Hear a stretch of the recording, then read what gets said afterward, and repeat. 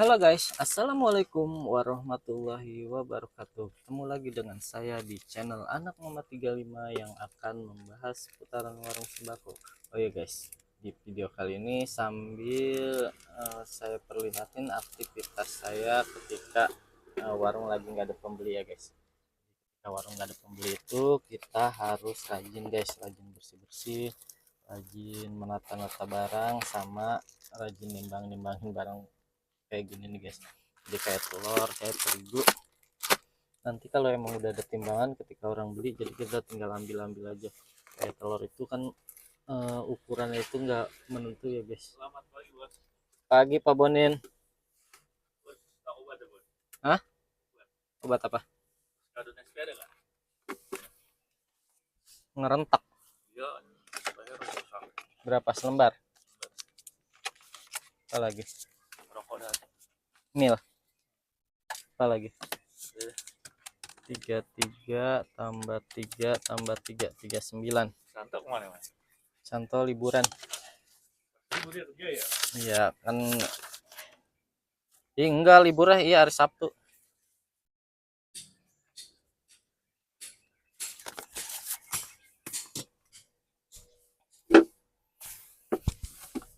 Nah, kayak telur itu kan kadang-kadang timbangannya itu satu butir itu kan gak menentu, jadi agak susah. Jadi kita harus ambil santai-santai sambil nggak terburu-buru ya guys. Karena kalau orang beli kita harus timbangin dulu, itu kita juga panik, apalagi kalau yang antrinya banyak ya guys. Jadi kayak warung sepi itu kita harus manfaatin waktu.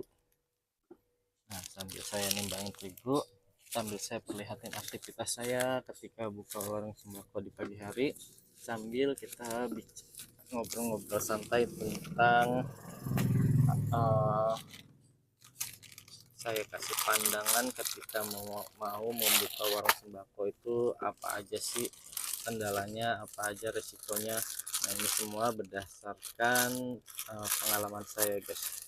Nah, warung sembako itu yang pertama itu yang harus kita persiapin itu mental. Nah, mental itu kita harus siap dengan segala konsekuensi yang ada. Aroma yang hijau. Aroma hijau Berapa? 14 gope.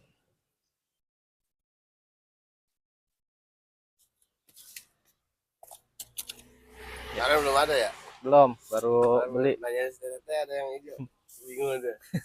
Iya, baru keluar kan dia ya. Baru keluar. Sama itu tuh SK Prima lagi kenceng. SK Refill, Sampurna Kretek, mana yang Refill? Yang hijau itu. Yang hitam. Yang di apa refill itu? Iya.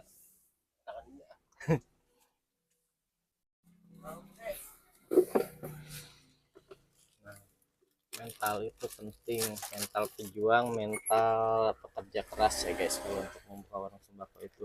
Karena warung sembako itu banyak sekali apa ya, masalah-masalahnya banyak yang jadi kendala kita. Cuman ini sih jangan dijadikan apa patah semangat ya guys. Cuman sebagai ngasih pandangan aja, jadi harus dipikirin dari awalnya benar-benar.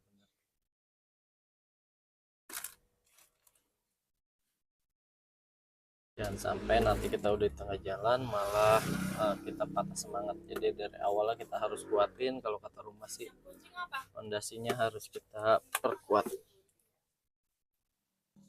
Oh, ini ada deh. Emang nyari yang susah baik. Iya, biasanya pada ngegerak. Jalan-jalan Yang ngikut si Incul ke sono, mana? murah meriah. Mana? Sono balak. Cuma 10.000 kata dia. Iya, tapi kan jajannya sama baik. Pop mie enggak? Masa bawa termos. Enggak. Ini ya biar panas doang kali ya. Yang beli di sono dah ribet. Ya bocah liburan kayak kemana-mana. Yaudah ngikut dah. Satu, dua, tiga, 4, 5, 6, 7, 8. 16, 19. Naik losbak jadinya. Agak gue mau bawa motor. Tina, Tiana tuh ke warung pada nyewa los. Kamu beli minyak goreng. Yang Seliter berapa? yang kita 16, yang Pipko 17. Yang 16 aja. Saya baik yang biasa aja. Apalagi? Ya, itu aja.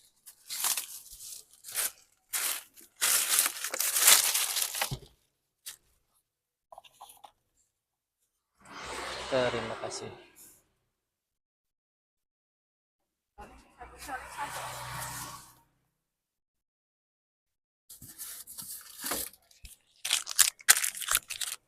Ya.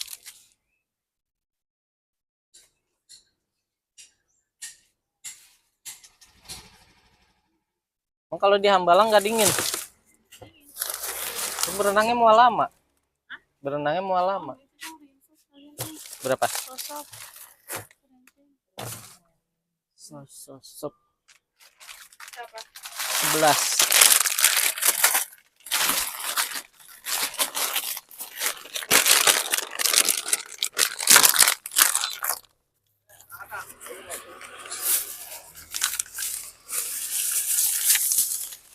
Ayo, apalagi? Ya.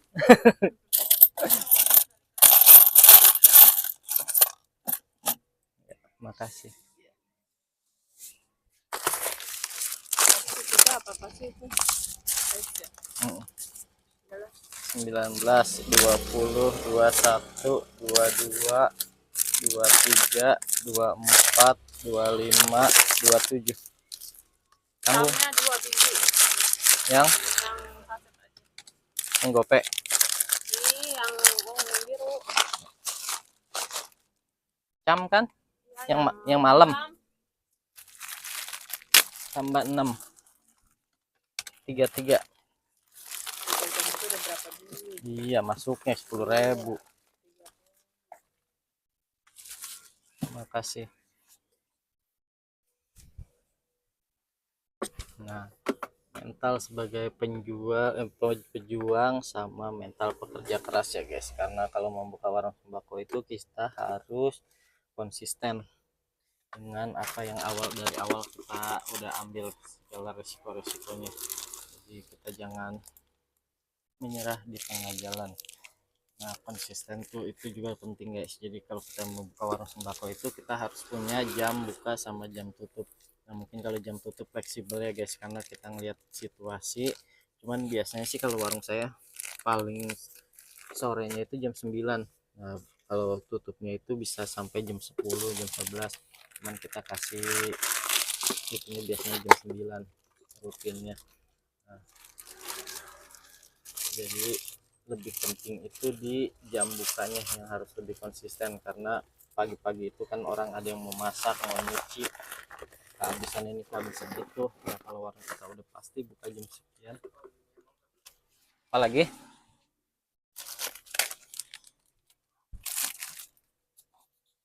Ya, makasih.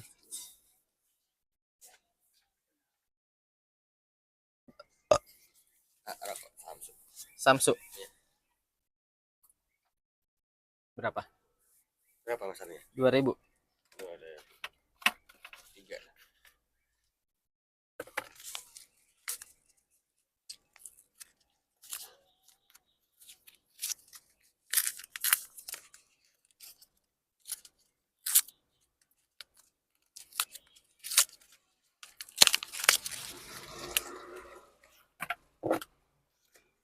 Ya, makasih.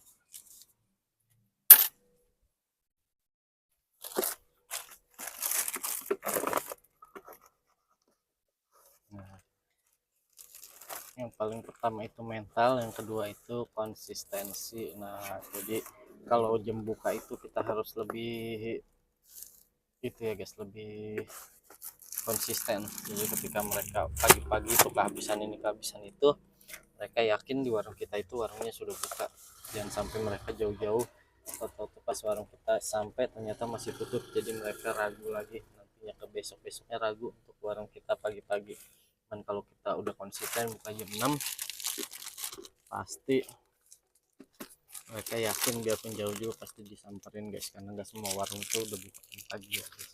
Cuman sih emang kalau sekarang itu banyak warung Madura yang 24 jam, jadi mereka lebih yakin ke warung Madura. Cuman kan kalau kita juga udah pasti konsisten jam 6 buka, mereka udah pasti yakin ya guys. Nah, di samping mental sama konsistensi, yang paling utama itu ketika warung sembako itu yang paling penting itu modal. Nah, kalau warung sembako itu kan modalnya nggak cukup sedikit ya guys, nggak cukup 100 200 atau sejuta 2 juta.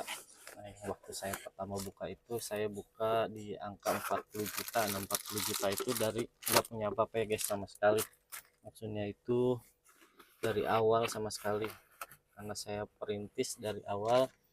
Saya juga masih meraba-raba, jadi makanya saya kasih pandangan berdasarkan pengalaman, karena saya juga masih pemula.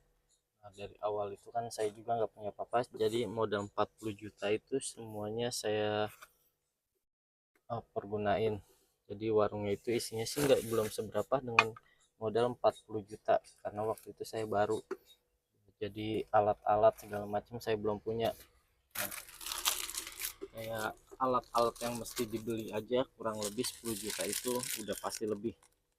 Kayak misalnya showcase itu sekitar 4 jutaan yang besarnya guys, sama bikin rak-rak, sama belum lagi misalnya warungnya kita renovasi dulu, gantungan sebagai macamnya, kayak gas kita harus punya galon, itu untuk itunya aja lebih dari 10 juta.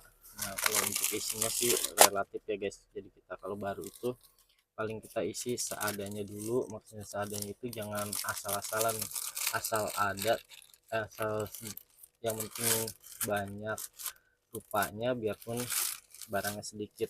Jadi kalau barangnya cepat habis nanti kita cepat putarnya lagi.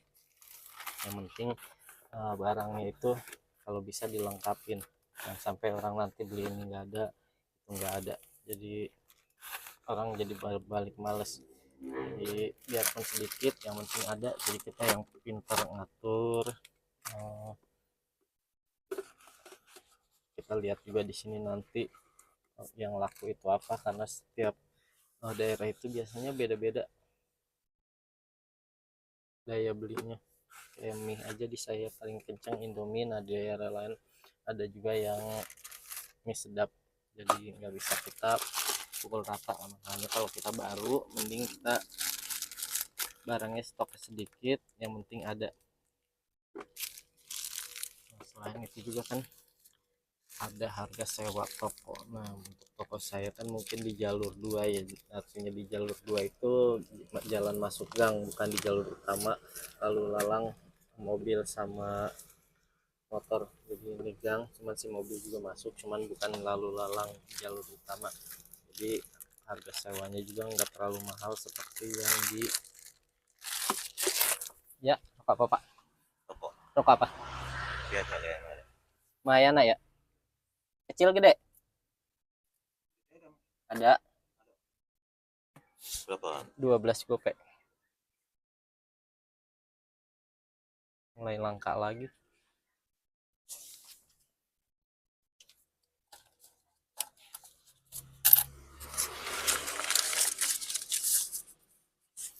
Tujuh setengah ya, makasih.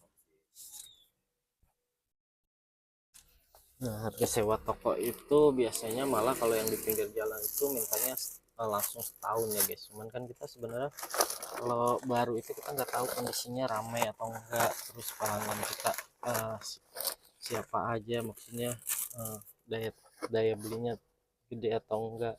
Karena kan misalnya warganya banyak tuh belum tentu belanjanya di kita semua. Ada juga yang ke minimarket atau segala macam, mereka mungkin lebih nyaman atau lebih gimana. Nah, kalau di pinggir jalan itu biasanya harga sewanya itu udah minta per tahun. Nah, per tahun itu kan lumayan tuh. Di pinggir jalan kayaknya sekarang sih paling murah itu sekitar 15 sampai 18 juta, itu paling murah ya guys. Nah, kalau ruko mungkin udah di atas 20. Jadi modalnya itu besar untuk membuka warung sembako, jadi kita harus benar pikir matang-matang, jangan sampai nanti kita di tengah jalan itu malah berbalik ngedon ya guys. untungnya saya itu jalannya nggak di jalur utama, jadi sewanya nggak semahal yang di jalur utama. Nah jadi cuman untuk pelanggannya juga nggak bisa apa ya, kalau kata di jalan itu kan serampangan, siapa aja bisa mampir. Kalau di kita kan paling yang orang mau masuk gang sama tetangga-tetangga kita. Jadi mungkin dari situ juga dipertimbangin harga sewanya lebih murah ya guys, karena kan kita enggak seperti di pinggir jalan. Kalau di pinggir jalan itu banyak orang lalu lalang, siapa aja bisa mampir. Nah, itu salah satu yang harus kita pikirin juga tuh guys, harga sewa tokonya yang lumayan menguras modal, karena emang itu harus ya tagihan kayaknya. Yang hijau habis Ya. iya tadi guys saya nyobain enak. Tahu kalau yang ini belum nyobain nih. Emang baru nyobain? Iya Ya baru nyobain enak. enggak, sedep banget kemarin yang hijau. Ya. Ntar dah saya beli lagi. Iya. Jadi daripada kagak ada mie anak gitu. Goreng enggak goreng? Enggak, goreng. Enakan yang kuah kata anak saya. Apa lagi? 10.000. Makasih. Siap.